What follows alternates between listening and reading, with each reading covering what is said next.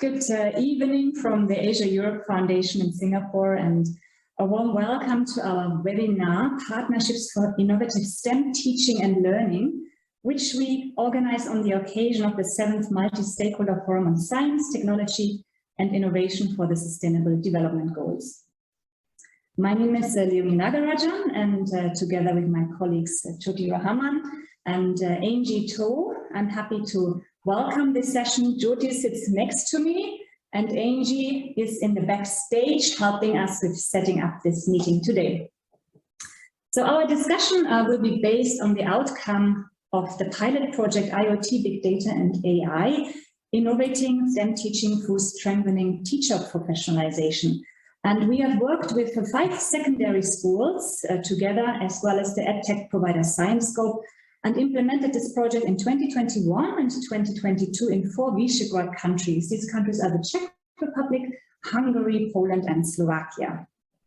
Jyoti and I are glad to have with us 3 speakers: Ambassador Toru Morikawa, who is the Executive Director from the Asia-Europe Foundation. Then we have with us Mr. Adam Stepinski, who's a teacher at Copernicus Upper Secondary School in Poland, and Dr. David Krellin, who is the CEO and founder of ScienceScope Ltd in the United Kingdom. So let's have a closer look at the agenda, what is ahead of us in the next 1 hour. We start with welcome remarks by Ambassador Morikawa, and then Jyoti and I will introduce you to the V4 IoT project. So Jyoti will speak about the relevance of STEM education for sustainable development in the 21st century skills as the foundation also for this project. Then I will give a short project overview, and afterwards we will have a discussion conversation with Adam and David, and hopefully the teachers, educators, SDG experts, and whoever is here amongst us in the audience. At the beginning, I would like to welcome again Ambassador Toru Morikawa. He is a seasoned career diplomat and has been leading the Asia-Europe Foundation since 2 years. 2 more years ahead of you, Toru. You have been seconded by the Ministry of Foreign Affairs of Japan to us, and we are looking forward to your opening remarks. Thank you so much. Thank you, Leonie. Good afternoon to our online audience. Distinguished participants, before I start my remarks on this project,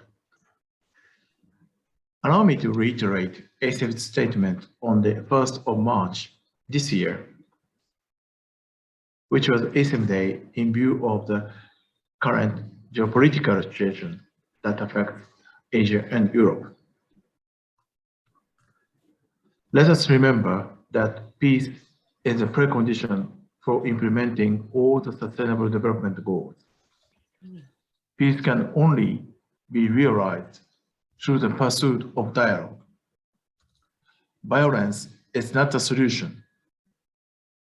Our thoughts are with innocent people on the ground whose lives have been suddenly torn apart. As an expression of such thought, ASEF is financially supporting, through its work, the urgent health needs of refugees and internally displaced people in Ukraine and the neighboring countries, including the 4 Visegrad countries, through WHO. Distinguished participants, our societies are facing a digital revolution. Technology, such as the Internet of Things, Big Data, and artificial intelligence, could provide solutions that tackle global challenges, for example, climate change or the COVID-19 pandemic. Governments and employers highlight that skills in the field of STEM subjects, STEMs, these are science, technology, engineering, and mathematics, are in high demand in the workforce and essential for driving innovation. However, it remains a challenge to prepare innovative STEM professionals. Teaching and learning STEM embedded in real-life scenarios must therefore start at an early education level. We need to stimulate students' curiosity in the subject, guide them to possible future professional career paths, and highlight the role of science for societal progress and sustainable development. In this process, teacher training and teacher professionalization are indispensable. Only if we are able to provide quality education and use a variety of formal and non-formal innovative education tools can teachers equip students with relevant opportunities to build 21st century skills and digital competences. This will then help students to meaningfully apply their gained knowledge in daily life and in a larger real-world context. The Asia-Europe Foundation is pleased to present to you during today's session the outcome of the project IoT, Big Data and AI, Innovating STEM Teaching through Strengthening Teacher Professionalization, or in short, V4IoT. The project was implemented by 5 secondary schools in the 4 Visegrad countries, Czech Republic, Hungary, Poland, and Slovakia, in partnership with the Asia-Europe Foundation in Singapore and ScienceScope in the United Kingdom. We are grateful to the Visegrad Fund for financing this close to 1-year-long project. For those among you who have not yet directly engaged with us, the Asia-Europe Foundation is an intergovernmental organization based in Singapore. We are supported by the 51 ASEAN partner countries, the European Union and the ASEAN Secretariat. Since 25 years, ASEF builds bridges between the people and the institutions of Asia and Europe and connects civil society actors and organizations at the grassroots level with policymakers and government officials at the highest level.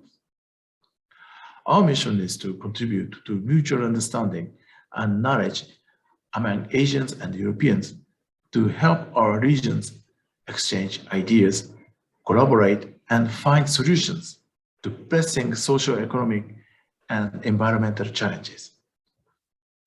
These include, for example, inequities in societies, in various sectors, and at different levels for climate change. Education has always been a key focus area for ASEF. Through policy dialogues, capacity building, and the creation of bi-regional networks, we contribute to innovation in the formal and non-formal education sector and toward the Sustainable Development Goals of the UN Agenda 2030. Our education projects are characterized by the interdisciplinarity and practical approaches that promote peer-to-peer learning, lifelong learning opportunities, and strong partnership. Likewise, our projects aim for sustainability. By providing ideas and good practices, we hope that we can stimulate interest and commitment among larger audiences to support our work. The V4IoT project is a beautiful example of an ASEF project that is built on the principles of sustainability, collaboration, and partnership. It culminated in the production of a teacher's handbook on STEM and ESD, innovative teaching and learning through IoT, big data, and AI. This handbook was co-developed by over 35 teachers and ASEF's classroom network team, which coordinates ASEF's teaching and learning program. We're going to launch the handbook today, and I hope that it will be an inspirational tool for secondary school teachers in many countries on innovative STEM teaching and learning methods and makes a contribution to education for sustainable development. Thank you so much for your attention. Thank you so much, Ambassador Morikawa, for your remarks. As you highlighted that teacher training and teacher professionalization are indispensable for the delivery of quality education. And we also think to innovate teaching and learning environments. So let's have a look at the V4 IoT project, which exactly had this objective. And my colleague Jyoti will take over soon. We will jointly present an overview of this project and then start our conversation with Adam and David. At the beginning, however, I need to highlight that even though we have a lot of teachers and educators amongst us, this is not a classroom. This is an informal webinar and exchange, but we still have to ask our audience to behave almost as students. So no blurting, it's a web meeting. If you have a question, please put your question in the chat or raise your hand, and then we will follow as teachers the order one after each other. So Jyoti takes over now, as Ambassador Morikawa has highlighted that this project aims to strengthen the 21st century skills among teachers and build a sense of global citizenship in line with the goals of education for sustainable development. And we know many of you in our audience are teachers, are sustainable development experts, but still we felt it is important to highlight these concepts and to share a little bit of basic knowledge on these two broader frameworks. So Jyoti, the floor is yours. Thank you, Leonie. First of all, welcome everyone. We are pleased to have this conversation with you today. First of all, why are we talking about education for sustainable development, ESD, the 21st century skills, and STEM education for climate action? Because you see, we live in a world today where education cannot happen in a linear approach. It has to be interdisciplinary. So just to briefly give you an overview of education for sustainable development, for those of you who have never heard of this term, according to UNESCO, the vision for ESD is a world where everyone has the opportunity to benefit from quality education and learn the values, behavior, and lifestyles required for a sustainable future and for positive societal transformation. ESD is a process of learning to make decisions that consider the long-term futures of the economy, ecology, and the equitable development of all communities. So you can see that ESD is actually a learning process. There is no universally fixed definition for ESD. However, there are 3 key learning domains. So speaking of learning domains, you can see that this domain was developed by UNESCO, cognitive domain, socio-emotional domain, behavioral domain. Each of these domains serve a purpose in terms of preparing today's learners with the competencies they need for a sustainable world. If I give you a quick example, for example, for cognitive domain, the learners, they need to understand and be aware of what's going on in regards to sustainable development and climate challenge issues, right? So they need to learn, and then they need to remember the issues that are important. And for behavioral domain, for example, if a student, after learning about the importance of living a sustainable lifestyles, they decide that, okay, from today onwards, I will not be using plastic bags anymore. So that goes into the behavioral domain. We will not go into further details into these domains. There will be a link in the chat box for the document developed by UNESCO for ESD learning goals and objectives. So if you want to learn more, you can check the document. It was published in 2017. And the 21st century skills. We know that most of you are familiar with the term because it's not new. It has been in education policy discussions since 1980s, when governments and employers around the world emphasized that new types of skills are needed for a world that is rapidly advancing in terms of technological development. One of the pioneer organizations who developed the comprehensive framework is called Partnership for the 21st Century Skills, in short P21. So this framework is from P21. It's a network of an organization called Battle for Kids that promotes teaching and learning for 21st century among the communities and education system and schools, mainly in the United States. So here, for the 21st Century Skills Framework, just to give you a brief overview of the framework, you can see that it has 4 domains.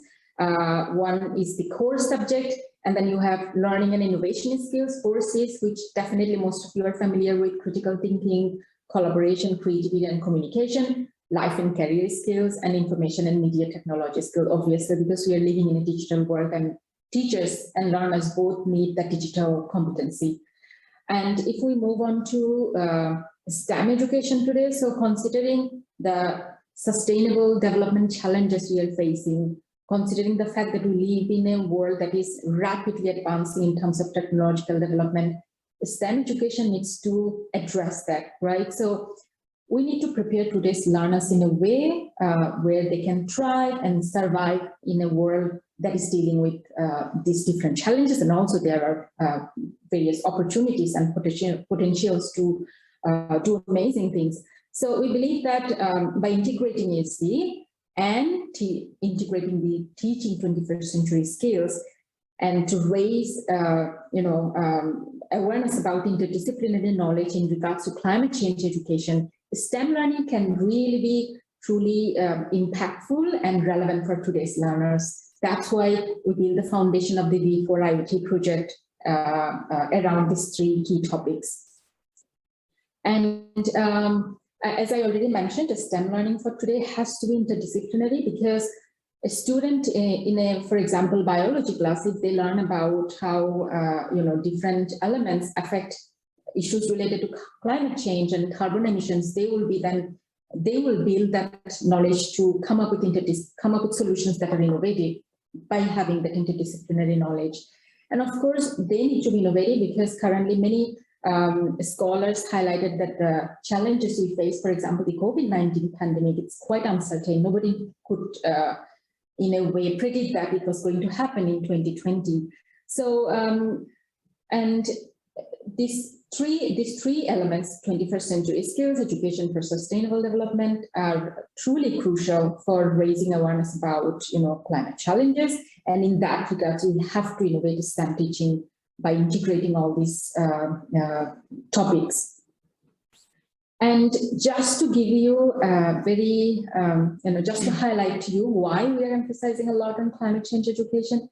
Did you know that if only 16% of high school students across the globe learn about climate change education, there will be a reduction of 19 gigatons of carbon dioxide by 2050. And to put that into a more important perspective, 19 gigatons is actually half of the entire carbon emissions in 2019. So you can see why climate change education is important, and why embracing education for sustainable development and 21st century skills all are connected. Now I hand over to Leonie to talk about the V4IoT project and how we kind of we co-developed together with the teachers the amazing 6 STEM teaching modules. Thanks so much, Shruti, and I have to give you a compliment for packaging these 2 massive concepts of ESD 21st century skills in a short pitch. But that was important because when we look at the V4IoT project, and you can see here the objectives, you will better understand why we really needed this foundation, and why we felt this foundation of ESD 21st century skills is crucial for innovating STEM teaching and learning. So the objective of our projects, well, first of all, we wanted to build teachers' pedagogical expertise, but of course also digital competence. Then we felt that we want to explore and create 21st century teaching and learning settings in classrooms, but really practically. So we engaged our teachers in the development of teaching models, which they then also conducted on site. Of course, we wanted to train the students in innovation, entrepreneurial skills, in soft skills, intercultural skills, which are aligned with the objectives of ESD. Then, as Jyoti has highlighted, contribute to environmental education. I mean, this example she highlighted was really tremendous. So you can see what kind of impact the right education already in these formative years can have. And last but not least, with 35 teachers from 4 different countries, we wanted to foster a collaboration and really and foster also peer-to-peer exchanges. A few words about the project itself, and as Amerikava mentioned also, it was a close to 1 year project. It was funded by the Visegrad Fund. It was a teacher professionalization program for secondary school teachers, but we need to highlight it was a little bit different. It was not a rigid training program, because we placed a strong emphasis on peer-to-peer exchange, peer-to-peer learning, which we feel is an important element in education. So throughout the project, we had really a number of kind of formal, because the teachers implemented it, but a lot of non-formal, also informal education elements and opportunities. And these included thematic trainings, as you can see on our key topics, but also technical trainings to really ensure that it's both pedagogical competencies, but also digital competencies training. Then the key part was that we equipped our school with IoT devices, so-called weather stations. Here comes in ScienceScope as our EdTech provider and technical expert. And that these weather stations were set up on the school's campus, mostly on the roof, and facilitated an environmental monitoring, data collection, evaluation. So each school had a weather station on the roof and could really collect real life data on how is the weather today. And then to create a network, this data was all collected on one common technical platform. So each school had access to other schools' data, could actually check how is the weather at another location in Visegrad countries without looking at the weather news. And our end goal was really to develop teaching models which are based on this real-time data on the weather conditions, and combine this with the learning lessons from the thematical and technical training, so ESD and 21st century skills. The final outcome, 5 interdisciplinary teaching models, and these were on wind, rain, temperature, solar radiation, and barometric pressure. And I see here the barometric is a bit divided, but it's obviously one single teaching model. Let's have a quick look how interdisciplinary these models were. I'm very happy that Adam is with us today. He was leading the development of this teaching model on wind. So that tackled the weather phenomena of wind, its impact on air quality, how wind can be used as an alternative source of energy. And the students had to assess the feasibility of setting up a wind park in their region. I have to say, Adam is an English teacher, so let's hear from him later how he actually conducted almost a STEM lesson in an English context. Then the second model was on rain. Here also the teachers took a very interdisciplinary approach, where the STEM session or lesson was conducted in the form of a role play. So they set up a court trial that focused on man-made violations and crimes against water. These are water pollution, water wastage, and changes in the water cycle. The next teaching model, number 3, was on temperature, and here the key exercise of the students was to collect the data, conduct research, and imagine that they have to support their local municipality's environment office and develop evidence-based policies and actions to keep the local communities safe and healthy, because we have a lot of upcoming heat waves. The next one was on solar radiation, and here the students had to evaluate the option of setting up solar panels on the school compound and analyze if their schools can rely on renewable solar energy for their daily operations. A very practical approach, and they could obviously check which school can be the pioneer here and be the green leader in terms of clean energy. And last but not least, on biometric pressure, this is very encompassing, this topic. So here they look more on how atmospheric pressure has an influence on other weather conditions like rainfall, wind, and temperature. Here, that was also linked to 21st century skills, and we talked earlier about the importance of STEM and looking for future like STEM professionals.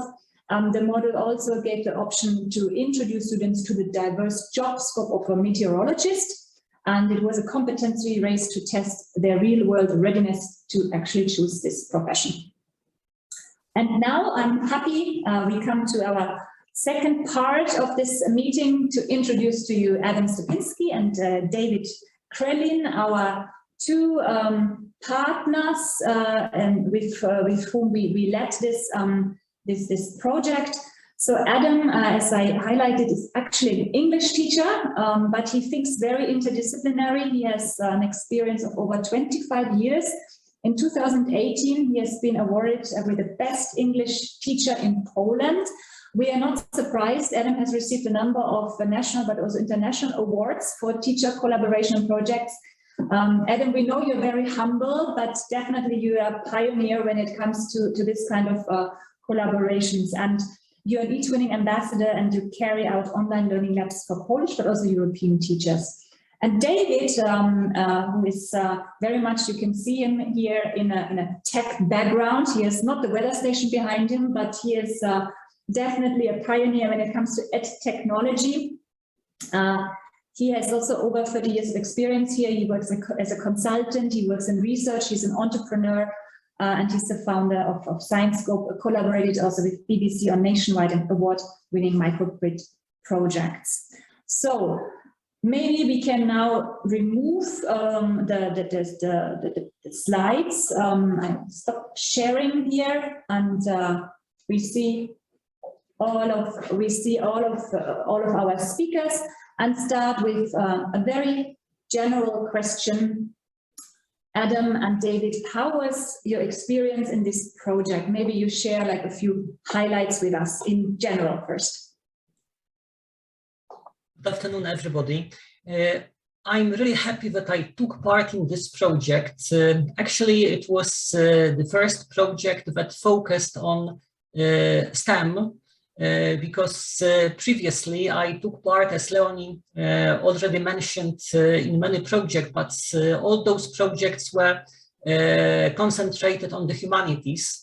So it was kind of experiment for me, and I'm really happy because I discovered so many new things thanks to this project, and working with all the teachers and all the students and all the specialists, university professors, IT specialists, etc.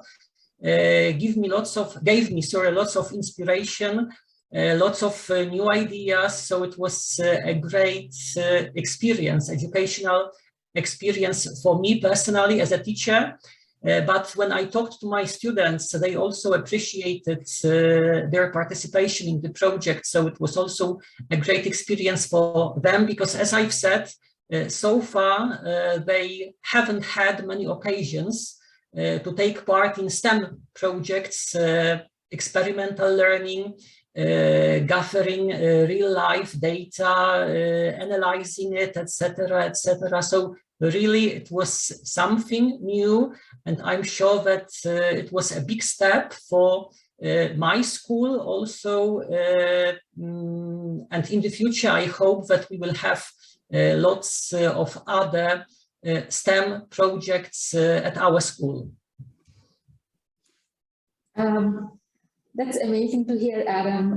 Now, moving on to the EdTech partner in this project, we would like to hear from David. So David, if you could give us an overview of, your experience in general when you work in this project with us. Yeah, so welcome everybody. Yeah, it's a very exciting project to be involved in. And I think there are a number of sort of things I'd take away from it. One is that like some projects I've done in the past, we worked with English teachers like Adam.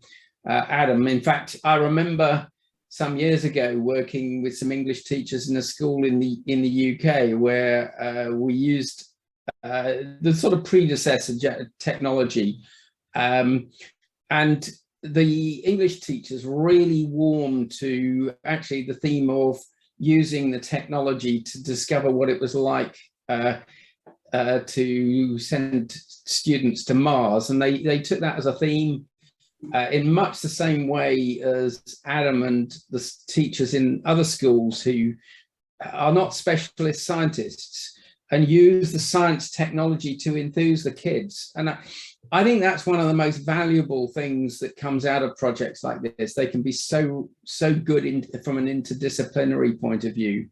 I think we have a tendency in education to put things into silos and not see the opportunities of bringing excitement to students, which after all is one of the most important things, through all the subjects. Science can be just as exciting in an English lesson as it can be in a science lesson. So that's one of my big takeaways from this. And I think it's the other thing that I would say is that I'm always impressed working with other people whose first language is not English, and yet it doesn't detract from the project at all.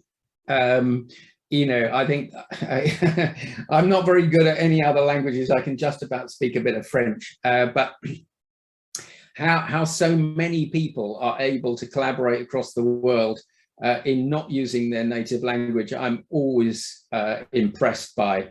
And then the final thing I wanted to say was something which I think is looking to the future really, really important. And that is that one of the things we brought to this project is hopefully to help people to understand how collecting a large amount of data gives you a real insight into what's going on. We're not good in schools at comparing big data sets, lots and lots of data.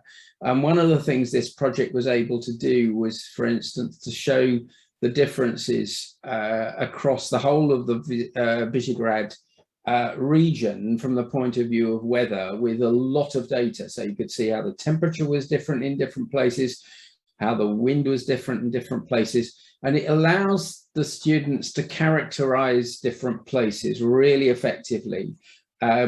Just getting the odd data point here and there doesn't do that, because you can't see the underlying trends and underlying differences. A project we did earlier, actually, with a lot of weather stations around the Birmingham area showed how you can see an urban heat island.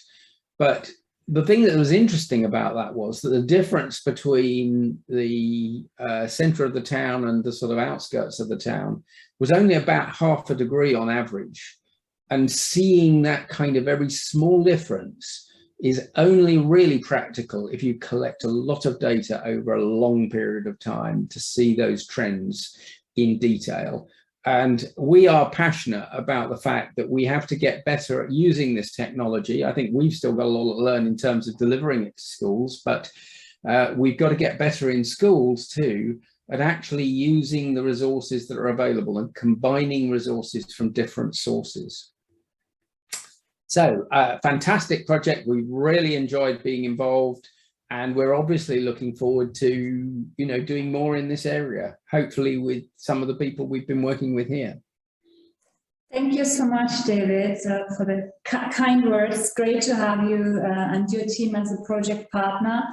Some of the teachers who worked also on this project with us here today, I see Milan from the Czech Republic and Gabriela from Hungary, and we have a few of our Classroom Network alumni with us and a few people who are educators who we don't know yet.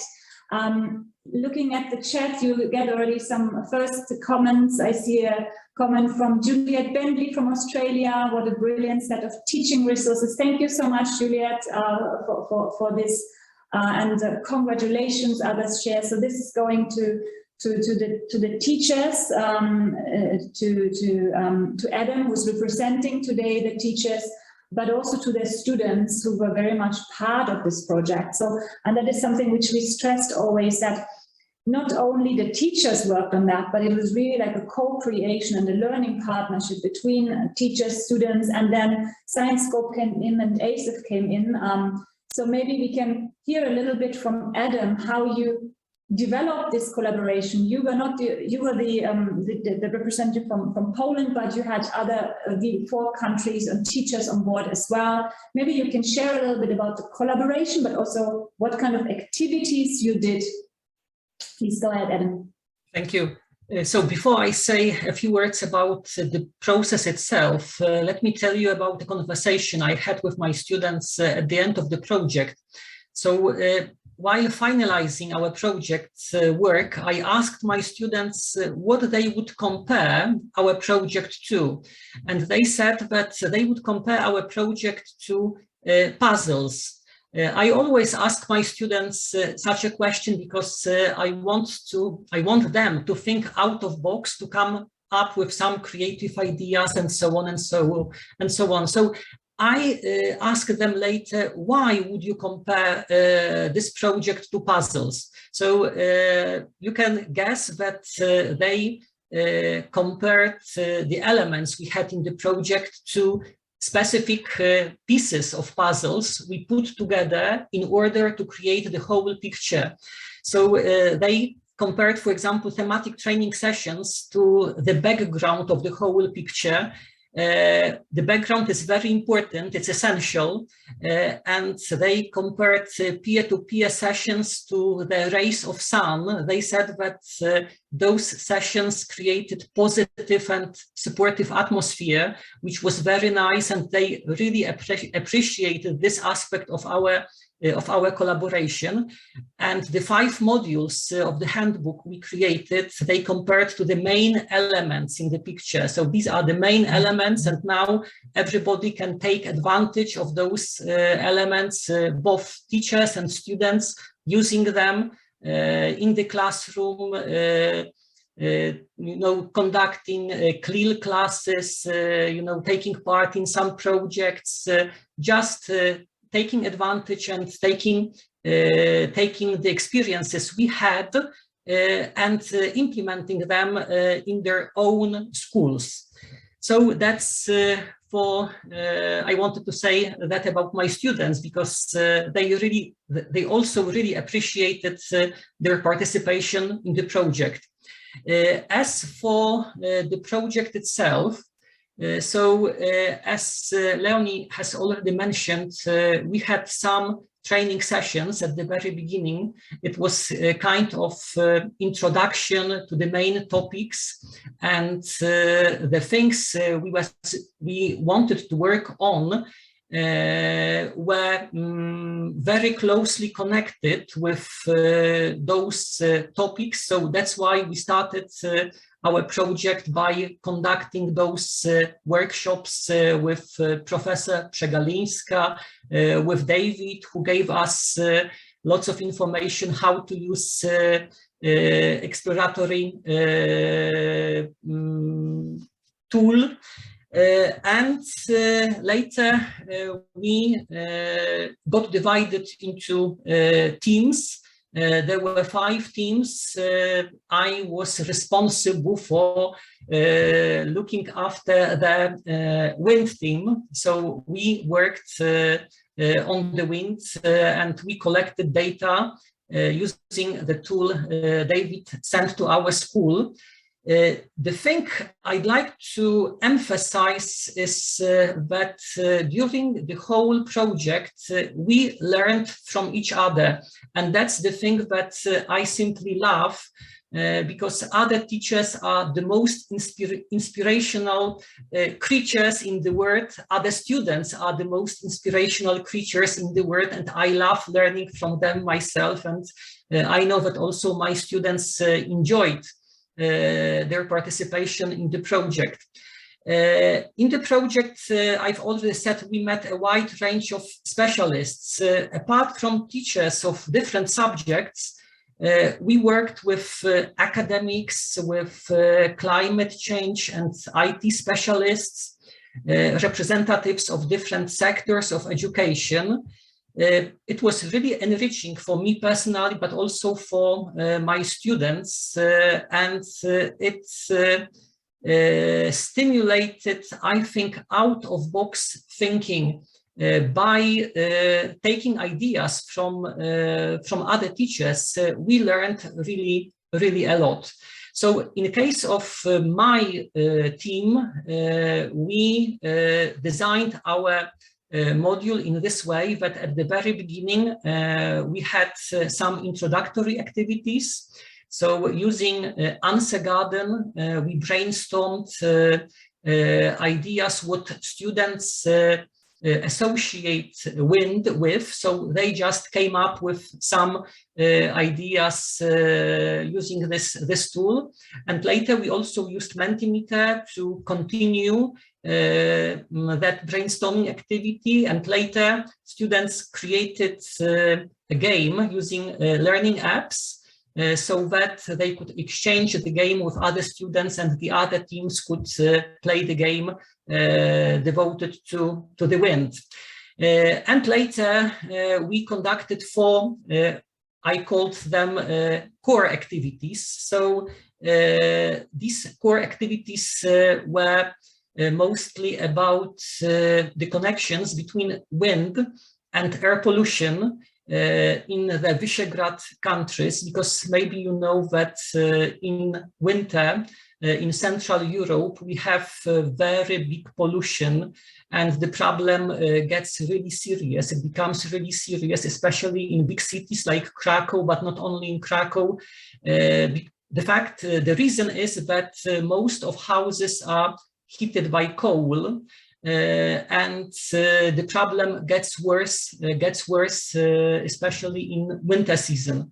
So we tried to come up with a kind of a solution to this problem, and we came up with the idea that maybe wind farms could be a solution and could generate electricity. And instead of using coal, houses could be heated in this way. Another idea we came up with was connected with the wind direction.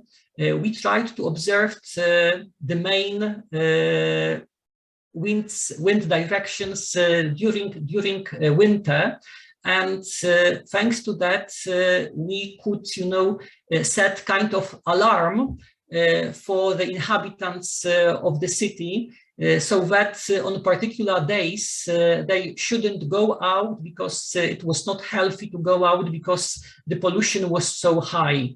And not to make my answer too long, I will just say that we finished with some fun activities. So again, because I have a soul of the humanities, I would say. So we came up with the idea of finishing our work by listening to some songs. I'm sure you remember Wind of Change.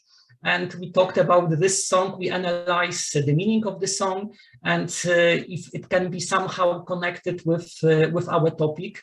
And also we came up with some ideas as far as art is concerned. So we tried to look for the motive of wind in the art, in poetry, in literature, in films.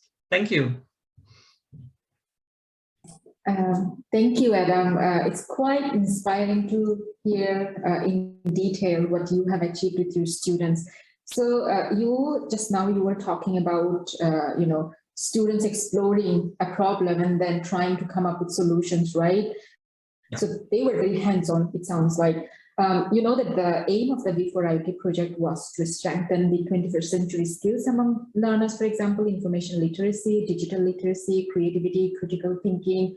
So in light of what you were just saying in terms of, achieving certain learning goals together with your students, could you could you briefly tell us how throughout these types of activities that you were conducting with your students, in what way this project contributed to making sure that the students strengthen those skills, at the same time also kind of promoted education for sustainable development? Yes, actually, all the tasks we worked on were aimed at raising the students' awareness as far as ESD is concerned. Also, by giving students some freedom, freedom of coming up with their own ideas, proposals, and so on. It was developing their critical and also they came up with new ideas, so they developed their creativity in this way. What else? They also analyzed data, and thanks to this process, I'm sure they made some cognitive progress, and they had to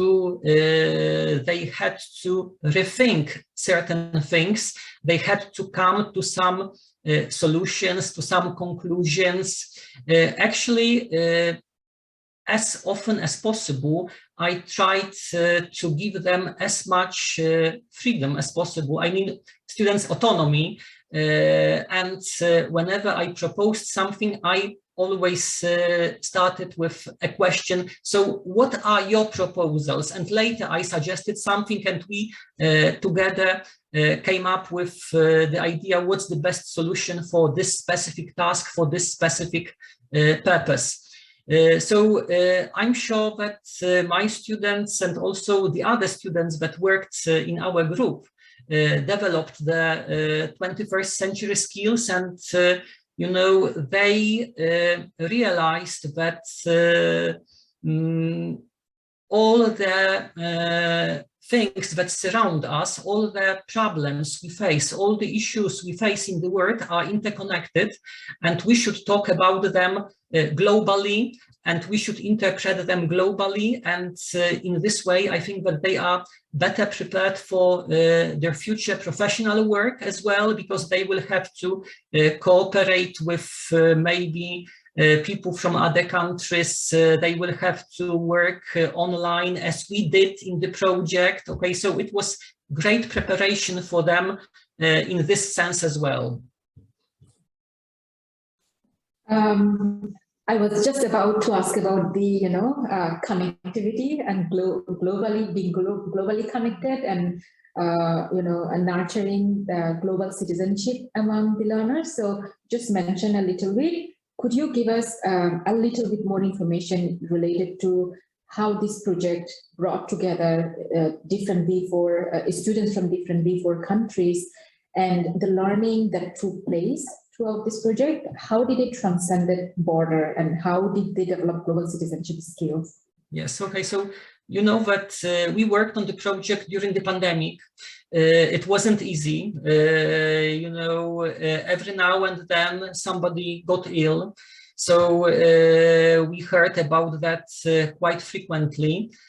But we managed to organize some online sessions, and we collaborated together. I mean, students collaborated in international teams on specific tasks.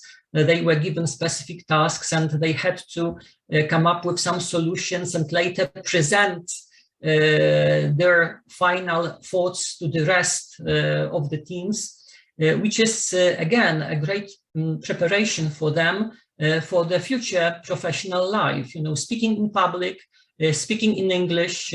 Leonie emphasized that last time, but some of the students really appreciated, and they were happy to be able to present their thoughts, to be able to speak in English and present ideas in a foreign language. So that's one thing. And another thing is that we also collaborated using different using different tools. So we used Mentimeter. I already mentioned learning apps. So students designed tasks for each other, and later they exchanged them. So it was also educational for them. I've said that I like learning from other teachers, and I'm sure that my students appreciated the fact that they could learn from other students as well during the project. Thanks so much, Adam. Picking up what Jyoti said about transcending borders, which is clear, it's the V4 region. We had 4 countries, and which we connected with this project. I think maybe the next question to David, because David even wants to connect more countries and more teachers. David, maybe you can share a little bit about also the technical background and foundation for that, and how technology can help in an education context to connect. So we spoke about the weather station as a tool, and that was really useful, important equipment, but it was not a tool by itself. It had the purpose really to teach environmental monitoring and really embedding it into the teaching context, but you have also a platform where you connect. And I think this is your vision as well. Maybe you can share a little bit about this. Yeah. So I think there's a few things I'd say. There's lots and lots of data out there, and we recognized a long time ago that the problem with there being a lot of data from an educational point of view is a bit overwhelming from a teaching perspective. One of the challenges is to find ways to make it approachable for teachers. Because although there's lots and lots of data, it's never in the same form. Quite often the data isn't collected at the same time. It's sometimes quite difficult to find the data that you want. And we've been working on this for some time, building a platform which does bring all the data together and isn't exclusive to our hardware. We can bring in data from all sorts of different sources and combine it with data specific to a particular school, say, but also where data is available, we can scrape that data from other devices and other platforms. And we're interested in partnering with more people to enhance the amount of data available, but also the ease of accessing the data. I mean, one of the things that we've been working on in this project and previous projects which inspired it is to make it more educationally accessible. And we think we're doing a reasonable job of that, but there's always a lot more to do. One of the truisms of software and nowadays online sort of virtualware is that if you're not developing it, then you're going backwards because everything is moving on all the time. So if we're not developing our platform, then it's becoming less accessible, less usable, and less user-friendly because everyone gets better at doing these things. But we are introducing more and more tools that allow students, for instance, to look for relationships between data more, so that they can compare one data set with another, see if there is some sort of physical relationship, and then they can start to look at why those relationships exist, whether they're causal or whether they're maybe independent. They may even be independent, even though they look like I have a relationship. That's unusual, but it can happen. The medical profession particularly are aware of that. You can think that two things are very closely related, but it turns out that the thing that they're related to is actually independent of both of those things. So, so there's all sorts of scientific investigation can be done around this, but making it easy and easily accessible to us is important because technology is going to make access to data easier. It's going to make analysis of data easier, but what it's not going to do is choose which things to compare and which things to do. The clever thing is to think about what you want to study and how you want to study it. And we hope that we can make a bit of a contribution to that and make it easier for teachers to access data that takes away the challenge of preparing it all beforehand, getting it all ready, which can take a lot of time for a teacher, and just having it there ready to go very quickly. Thanks so much, David. Actually, what this project also did was we collected, or the schools collected, a lot of data with their weather station, but I think they gave the data really meaning and then really transformed the data into something higher. What can you read? How can you? What kind of decisions do we have to take after reading certain, or after doing our evaluation of this weather data, and what are the consequences? What can be our actions, etc. So I think that was in this project really unique. Allow me to share again the screen.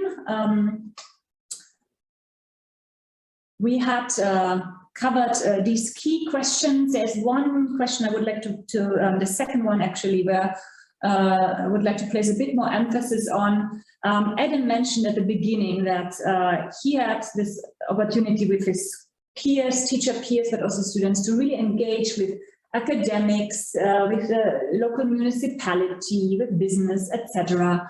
So we have here a statement: quality education requires strong partnerships across all stakeholders. So what kind of partnerships are needed? This is also our last question from Jyoti and me. What kind of partnerships are needed to empower teacher, to support teacher better, to deliver inclusive and innovative education, be this now in STEM subjects or in interdisciplinary other subjects? What kind of partnerships do we need? What kind of additional support do we need? Maybe first Adam and then David, please.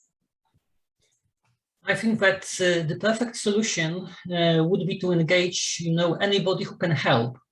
I mean, that when we, for example, organize a project that is concentrated on humanities, we can organize cooperation between museums, libraries, etc., etc. If it's a STEM project, so it's good to cooperate with universities, with some organizations that develop some new ideas, some new solutions, etc. I think that the more inspiration we give to our students, the more ideas they will come up with in the future, the more creative they will become, and the better we will prepare them for the future life as professionals, but also for the future life as individuals, even living in a family, etc. So I think that it's good to think over all the organizations we want to invite to a project. We need to assess what they can contribute to the project. And also it's a good idea to have a brainstorming activity with the other teachers who will participate in the project with the students, because they may also suggest an organization or somebody that may, bring a lot to the project itself. Thanks, Adam. David, what's your take on that question? What kind of support is needed to empower teachers? And yeah, so I think one of the biggest challenges for teachers is that I mentioned earlier that technology is moving incredibly quickly. And in one way, I think one of the reasons why we found often that it's quite relatively easy to work with people like Adam, who are not in the STEM disciplines. They don't worry so much about whether they're an expert in the field, because they know they're not. And I think for the future, there's a need to build partnerships which allow teachers to facilitate more and engage the students more, but not necessarily to have all the skills of all the new technologies, because that's going to become impossible to do. I think also my point about silos earlier, I think is really important here. We need input from all sorts of people to get a balanced view of what education should be. So, encouraging debate with real data is a really, really important thing. I think it's particularly important in light of some of the things that have been mentioned right at the beginning of this by ASEF's director. We're living in a world where we're challenged all the time about how to analyze data in a way, and information to ensure that it's valid and it's something we can rely on. And we need partnerships that support that. And that means we need educators to recognize that bringing all those different groups of people into the debate in an appropriate way, not giving people a platform to spout untruths, and particularly to use the sorts of technologies perhaps that we've developed to point up when there's, you know, there's evidence that something is correct, or in other cases where it's not the case. So, you know, young people need to be given a lot of tools to contribute to making society better in the future, to allow the world to become more sustainable. And I think there's a really important role for partnerships, not just of people, but of devices and things like that. So you know, to make sure that young people understand how to validate what they're doing and how they're understanding things. Teachers facilitating that is incredibly important. And the partnerships we bring into education who can help support those ideas, you know, journalists have a lot to contribute, all sorts of people like that have a lot to contribute here. And as I say, I love working with teachers like Adam, because I think people who are dealing with language actually are really good at communicating, and communicating is one of the key things to all of this. Thanks so much, David. You said that Adam is not an expert in STEM. We say he's not yet an expert. This project definitely made him soon to be an expert on wind, and that applies to a lot of other English teachers who worked in this project, and the STEM teachers become maybe even English experts at some point, because we had this kind of collaboration across borders. I just read a beautiful thought by Juliet Bentley from Australia, educator in Australia, here, which I would like to share. There is a freedom in unconscious incompetence, giving way to conscious incompetence. It drives learning to discover and embody conscious competence, which hopefully leads to unconscious competence, and then further learning begins, and the cycle revolves in lifelong learning. Beautiful formulated, Juliette. Thank you very much. So we have reached the end of our session, but we would not be an ASEF event or an ASEF program if we don't have a further mission and a further ambition and purpose. And we did not do this project only with our V4 country teachers and students. We obviously thought that this is something worthwhile to share and share good practices, and everybody can pick the best out of this and get inspired. So we worked with our teachers and students on a handbook, STEM and ESD, Innovative Teaching and Learning through IoT, Big Data and AI. So this is the handbook you see on the left side, the cover. It really presents a summary of the project's key activities, the learning outcomes, and includes contributions by our secondary school teachers, academics, education policymakers.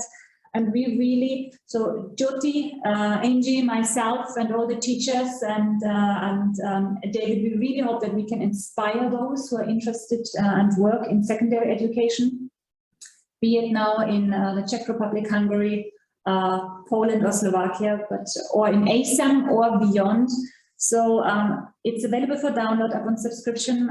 Please subscribe. We're happy to share it with you, and then hope that this project is walking the talk and continues to be sustainable and brings in the right energy we need to innovate our teaching and learning environments. And with this, thank you so much for being with us today. Thank you to Ambassador Morikawa.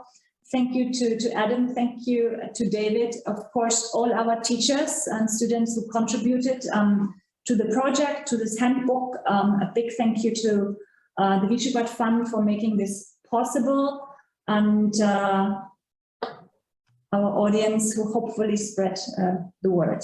With this, good night, greetings from Singapore. Thank you so much. Bye-bye.